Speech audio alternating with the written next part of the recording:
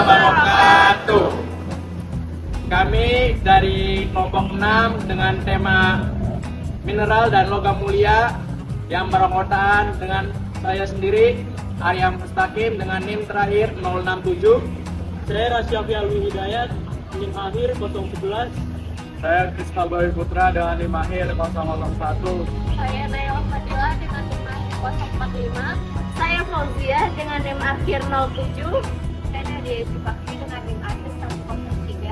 Saya Muhammad Hasan dengan NIM akhir 023. Saya Zafir Filipin Sibakti dengan NIM akhir 027. Saya Raditya Rakapakesu dengan NIM akhir 001. Saya Del Cornelis dengan akhir NIM 093.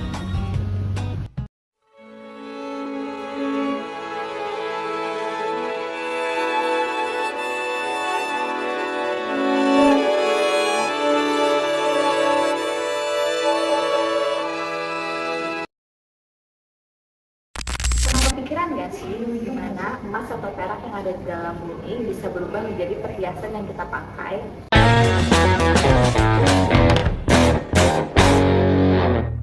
Indonesia berada di pertemuan tiga lempeng besar, yaitu Eurasia, Indo-Australia, dan Pasifik. Aktivitas tektonik tersebut menyebabkan kondisi geologi yang ideal untuk pembentukan mineral yang berharga. Logam mulia seperti emas terbentuk melalui proses magmatik dan hidrotermal. Nah, ketika magma dari dalam naik ke permukaan, fluida panas membawa unsur logam melalui rekahan batuan.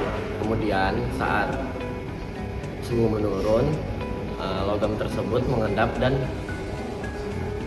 membentuk urat mineral. Proses ini berlangsung selama jutaan tahun.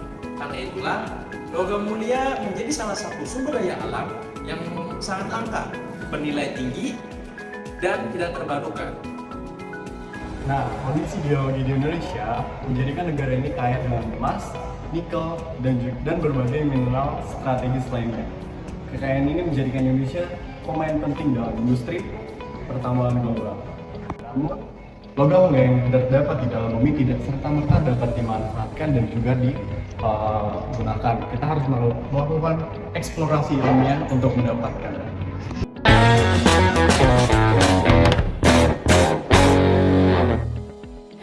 Setelah logam mulia terbentuk di dalam bumi, langkah selanjutnya adalah menemukannya melalui eksplorasi biologi.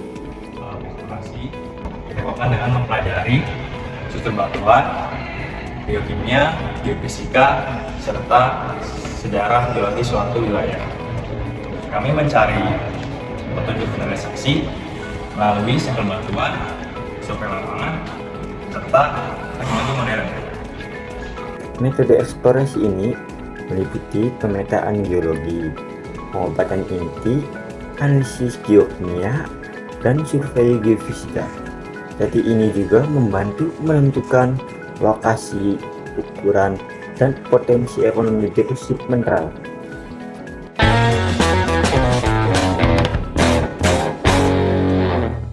Setelah deposit logam mulia ditemukan, tahap selanjutnya adalah penambangan. Disinilah kekayaan bumi dimanfaatkan oleh manusia. Penambangan dilakukan untuk mengambil biji mineral dari bawah tanah melalui metode penambangan terbuka atau bawah tanah. Setiap batuan yang diambil berpotensi memiliki logam mulia seperti emas, perak, ataupun tembaga. Kami bekerja keras demi mengangkat kekayaan bumi. Namun, kami ada risiko. Yang pertama, longsor, dan yang kedua, kerusakan alam. Namun, ketika eksploitasi dilakukan tanpa pengawasan, pertambangan bisa berubah menjadi sebuah ancaman. Tambang ilegal, pencemaran merkuri, dan kerusakan ekosistem menjadi realita yang kini kita hadapi di Indonesia. Lalu, bagaimana pertambangan yang bernilai tinggi ini bisa berubah menjadi permasalahan nasional?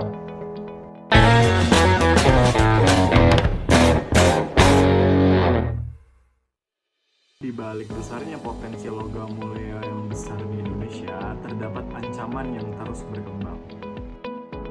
Pertambangan ilegal dan eksploitasi berlebih kini menjadi salah satu persoalan sumber daya terbesar di Indonesia. Aktivitas ini dilakukan tanpa pengawasan keselamatan maupun pengelolaan lingkungan yang memadai. Dalam penambangan emas ilegal, merkuri sering digunakan untuk memisahkan mineral dan biji. Padahal merkuri adalah bahan beracun yang dapat mencemari air, tanah, dan membahayakan kesehatan manusia. Akibat pertambangan meliputi deforestasi, erosi, longsor, pencemaran sungai, dan hilangnya habitat alam. Nah, selain dampak lingkungan, konflik lahan, ketimpangan ekonomi, dan gangguan kesehatan, masyarakat juga menjadi konsekuensi yang serius. Logam mulia yang awalnya menjadi simbol kemewahan ternyata sering meninggalkan jejak kerusakan yang mahal. Nah, lalu bagaimana Indonesia dapat mengelola kekayaan mineralnya secara berkelanjutan? Meski menghadapi berbagai tantangan, sumber daya mineral Indonesia tetap dapat menjadi berkah jika dikelola secara berkelanjutan. Green mining adalah konsep pertambangan yang menekankan efisiensi, pengurangan limbah, keselamatan kerja, dan perlindungan lingkungan.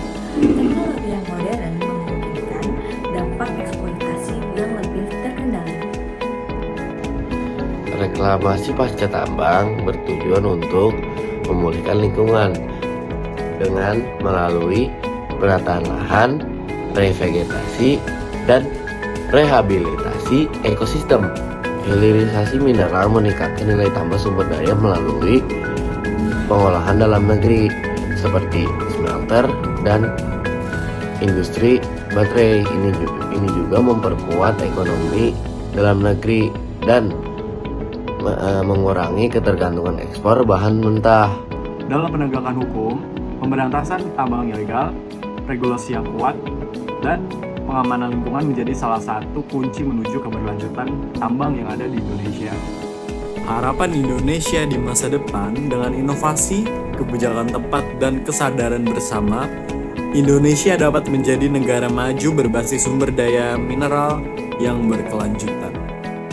Kekayaan mineral Indonesia harus dikelola, bukan sekedar dieksploitasi. Oleh karena itu, green mining adalah konsep pertambangan berkelanjutan yang menekankan keseimbangan antara kegiatan eksplorasi sumber daya alam dan upaya pelestarian lingkungan. Dalam pendekatan ini, perusahaan tambang tidak hanya berfokus pada hasil produksi, tapi juga mempertimbangkan dampak jangka panjang terhadap ekosistem dan kehidupan manusia. Salah satu prinsip utama green mining adalah penggunaan teknologi ramah lingkungan. Contohnya seperti alat berat dengan emisi rendah, sistem pengolahan air tambang yang baik, serta pemanfaatan energi terbarukan untuk mendukung operasional. Hal ini bertujuan untuk mengurangi jejak karbon dan meminimalkan kerusakan lingkungan. Selain itu, green mining juga menekankan pentingnya efisiensi dalam penggunaan sumber daya. Artinya, bahan bakar diolah secara optimal agar tidak banyak terbuang, serta penggunaan air dan energi dilakukan secara hemat dan terkontrol. Dengan begitu, dampak negatif terhadap lingkungan bisa ditekan seminimalisir mungkin. Kini aku mengerti, kilau itu bukan berarti tentang keindahan saja, tetapi dia menyimpan cerita panjang dari bumi. Dari aktivitas geologi jutaan tahun, eksplorasi ilmiah, hasil kerja keras penambang, serta tantangan lingkungan.